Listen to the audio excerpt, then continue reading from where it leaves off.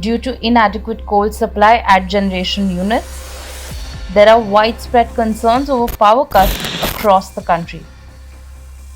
On October 11th, Union Home Minister Amit Shah met both coal and power ministers to take stock of the situation.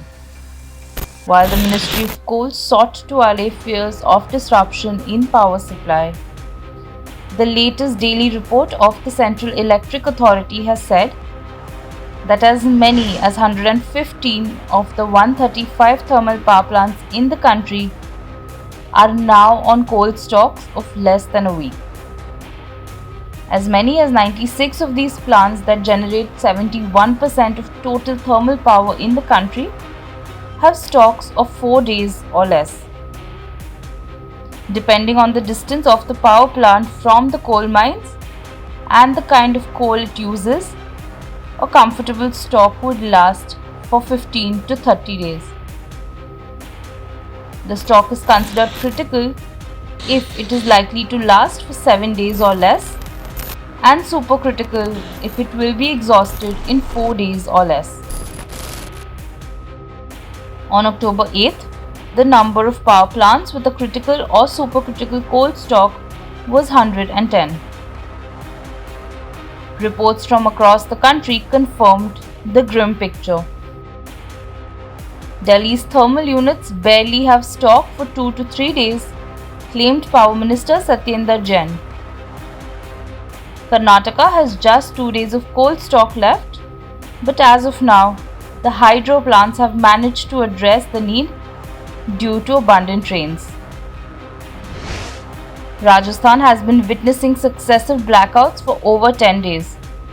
The state has an overall shortage of about 2,450 million watts. Punjab has a shortage of 1,000 million watt per day, as many thermal units are shut or working at 50%. Bihar and Kerala too are witnessing a crisis.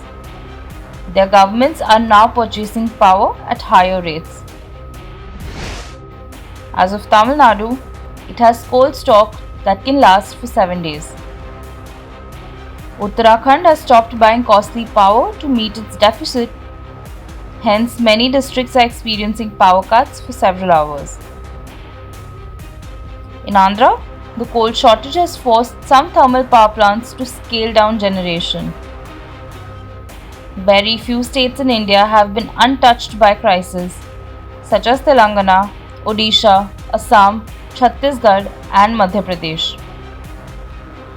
Sourcing energy from the national exchange costs a bomb, but many states are now dipping into it to avoid power cuts.